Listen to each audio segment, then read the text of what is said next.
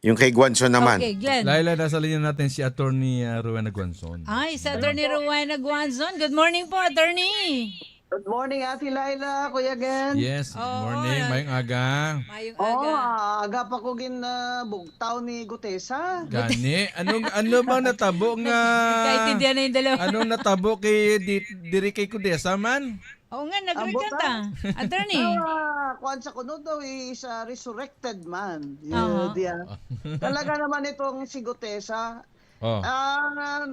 Nakita ko lang yung statement niya eh. Oo Kaya ang nga, dami oo nga. tumatawag. Oo. Sabi niya dun sa statement niya na, di ba bumaligtad na siya? Yes. Na hindi daw totoo yung lahat ng affidavit niya at sinabi niya dun sa Blue Ribbon hearing ni Senator Marcoleta. Mhm. Sabi niya, pinilit lang daw siya ni Senator Marcoleta at ni former Kong Mike Defensor. Okay. Okay. At sinabi pa niya na may tumawag sa kanya na galing sa opisina ni Senator Marcoleta Mhm. at inalok na kung gusto niya akong tawagan si Attorney Guanzon para sa kanyang salaysay o affidavit ay bibigyan siya ng numero. Mhm. Kaya pati ako, Nadami dito. oo, parang ibig niya sabihin kasama ako doon sa conspiracy ni na Senator Marcoleta at Mike Defensor na Okay. gamitin lang siya laban kay Martin Romualdez. Oo. Pero Nako. sinabi din niya na hindi naman daw siya nag-contact sa akin. Talagang hindi. Sinungaling na yan. Mga pakialam ko sa kay Gutesa na yan. Ang layo-layo naman paano kung magiging kliyente yan. Oo. Ano Baka inisip Nadamay niya. ako. Nadamay ako. Kasi alam nila na siyempre friend ako and supporter of Senator Marcoleta. Kaya dinadamay Yun. na naman nila ako. Mhm. Pero may magagalit dyan sa ginawa ni Gutesa, si Ombudsman. Mhm, mhm. Nako. Attorney, itong si Gutesa, after niyang tumistigo doon sa Senate Blue Ribbon Committee, biglang nga nawala, hindi na siya naging visible. Attorney. Nagtago siya o pinatago siya. Mhm. Sigurado naman, hindi naman ako obvious naman yan. Bakit babaligtad si Gutesa? Nakatestify na siya. Hindi perjury yun. Oo. Di ba? Kasi nag-testify na siya under oath eh. Oo nga, oo nga. Pinabit lang niya, di walang perjury dahil di naman siya nakatestify. Nag-testify siya doon. Kung pinilit lang siya, dapat, di ba makikita mo naman kung ang behavior ng taong pinipilit. Mhm. Aha. Kaya, sigurado na maleta siya. Na mali. Yeah. Maleta si Gutesa. Ako po, patay tayo Okay. dyan. Pero sa tingin Okay, mo Glenn. rito, attorney, kasi nung una merong yung mismong 18 mari, may 4 na bumaligtad, di ba? Tapos sumunod to si Gutesa. Sa tingin Oo. mo, sino yung mga nasa likod dito para itong mga taong ito ay bumaligtad sa mga unang testimonya? Sabi ko mga under oath to si Gutesa. Sabihin, lahat ng mga niya pinagsasabi niya doon ay pawang katotohanan. Pero ngayon, nadiin yung dalawa. Tingin mo, anong klaseng tactic to? Sino ba ang beneficiary niyan? Yung Ayun. pagbaliktad Yo. ng 4 na yun at ni Gutesa, hindi ba si Martin Romualdez? Yo, Ayun. natumbok Kung mo. sino yung beneficiary niyan, syempre siya yung pagdududahan natin. Siya yung Yo, may, natumbok nito, mo. na gumalaw nito. Mhm. Ngayon, itong problema na yun, yung 4 na yun, at ni Gutesa, dahil nag-announce na ang ombudsman, na pwede silang kasuhan yung 4 na yun, na kasama sa plunder ni Yun. Martin Romualdez. Yan. Kasi sa plunder naman, pag nag-deliver sila o nag-receive sila, kasabwat sila. Mhm. Ayaw. Hindi namin nila na kasabwat sila. So, una nila affidavit. Ngayon, kaya nga sabi ko, dapat isama din ng ombudsman si Gutesa doon sa kaso ni Romualdez. Yun. Kasi, para malaman talaga ng mga tao sa husgado kung totoo ba itong mga pinagsasabi niya. Kasi, yung ibang kasama niya, sinabi din na kasama sila sa pag-deliver ng mga mali-malitang milyon-milyong piso na kickbackan.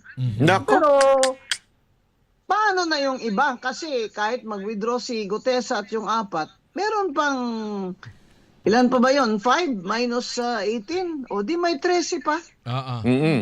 O may 13 pa na nagko-corroborate yung mga testimony nila na nag-deliver sila. Although hindi sila sabay-sabay nag-deliver, Oh. pero nagkakaalaman sila na nag-deliver sila na mali-maliit ang pera kay Martin Romualdez sa bahay niya sa Forbes. At utos ni Saldico, yung kanilang boss. So yan ang ngayon yan ang problema ni Gutesa na hindi niya nakita. Nako. Dahil ngayon, ombudsman na ang kalaban niya. Oo. Hindi si Senator Marcoleta. Iyan. Dinadamay lang kami dito kasi alam nila na supporter ako and friend of Senator Marcoleta. Pero kung layo naman ang kwento nitong Gutesa na ito, Okay.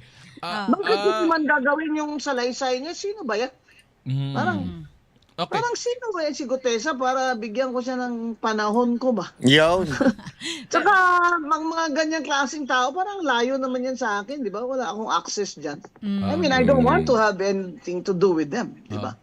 Ang binanggit mo kanina, attorney, yung mga nakinabang dito, yung pagbaliktad ng yung 4 na Marine at pagbaliktad ngayon ni Gutesa, sabi mo, ang makikinabang dito ay si dating Speaker Martin Romualdez. Pero doon mismo sa SONA ni Pangulong Bongbong Marcos, binanggit niya di ba, na uusad na yung kaso at hinahanda ang kaso laban sa dating speaker. No, hindi naman niya pinapangalanan. Parang hindi niya masambit yung parang si Darth Vader sa Star Wars. He who cannot be named. Ano ba? May minipit ba mga dila nila na hindi nila masabi ang pangalan niyang pinsan niya? Nako. Matagal na po yung SONA na yan. Napakatagal na. Last year pa, sinabi natin makukulong siya. Wala naman siya nakulong. Ngayon, kailangan patunayan na yan ni BBM at na Ombudsman na itong si Martin Romualdez ay hindi po yan untouchable. Ngayon, si Yun. Gutesa, nadagdagan pa ngayon. Akala ni Gutesa nakaisa siya. Ngayon, sakit ng ulo niya. At ngayon, sigurado, pag dinamay siya ng ombudsman sa plunder case, kasama siya makukulong ni Martin Romualdez. Kasi hinog na yung kaso na yan eh. Yan sinasabi ng ombudsman eh. Hinog na yung kaso na yan ni Romualdez, pinag-aaralan mabuti. Kasi siyempre si Romualdez, maraming abogado, maraming pera, di ba? Kaya matitinik din yung mga depensa niya. Pero sa presinto ka na magpaliwanag, kumbaga. Yun. Kinulong nyo nga si Senator Marcoleta na walang perang ni isang kusing galing sa gobyerno, ginawa niyong plan. Kaya lang medyo, ewan ko parang sana totoo na kasuhan ito ni Remulla, 'di ba? Ng plunder kasi baka mamaya kwento-kwento lang ni Remulla. Alam mo naman si Remulla, puro yabang lang minsan 'di ba? Sana. Abangan natin sa susunod pa nating mga video ay pag-uusapan natin yan ingat kayo ngayong weekend Huwag niyong kakalimutan. Always be happy and spend time with your family. Yun. Ako po si Banat Bay. Kita-kits po tayo. Kami ang boses ng masa, hindi natatakot. Katotohanan lang, di kami nalulunod. Walang bahid ng sismis, lahat ay totoo. Kahit sino ka pa, pag mali ka babanatan ka. Walang pinipili kulay, wala kaming kinikilingan. Basta para sa bayan, kami lalaban. Pag tama palakpakan, pag mali banatan. Di matitinag, di matatakot, para sa bayan tuloy ang sigaw. Sa harap ng kamera, walang halong takot. Mga baluktot, lahat kayo'y tutumba. Ang hustisya at totoo, yun lang ang mahalaga. Kahit sinong harang, di kami matitinag. Walang pinipiling kulay,